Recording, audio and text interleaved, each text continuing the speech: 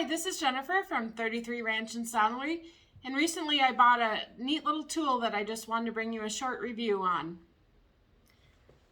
This is the Japanese ruler from Rocky Mountain Leather Supply, and I will add in some close-ups of it. But to start with, you can see that it has one clear side and one, I believe it's stainless steel side, with this nifty rubber piece in the middle. You can see the rubber piece goes all the way along the center on the back, and it has a little crack in it, and that is for when you're pressing the ruler down into your leather, it will hold it securely. I can't make this slip. Well, I can if I really try. But anyways, I love this little ruler. I wish I would have had it, I don't know, when I started leatherwork. So to give you the specs of it, it comes in two sizes.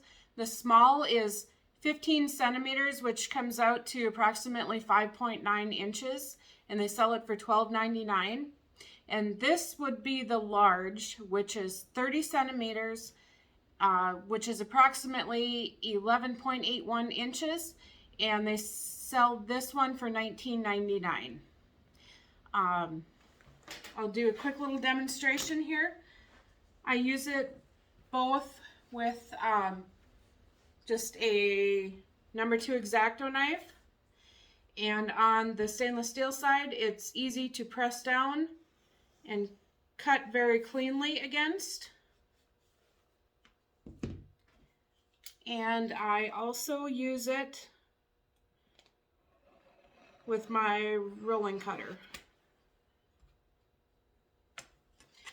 I think the clear side would be great for doing patterning. The only downside I can see to it is that it is in centimeters, not imperials. So if you're used to inches, the measurements on it might not be something that you can use. Again, it's non-slip. It feels great in your hand. It's small, light, and it just feels good to hold and to move around. I'm looking at my notes here. The only other downside I can see to this little ruler is I wish they made it in a 24-inch so that I could use it for cutting more straps. But on the plus side, Rocky Mountain Leather has free shipping on everything they sell in the USA. I'm not sponsored. I just wanted to let you know about this handy little tool that I wish I would have had a long time ago. So thank you for watching, and please leave any comments in the comments section. I'd love to have you subscribe and give this video a like if you found it interesting, and I will do some more tool reviews while I have time.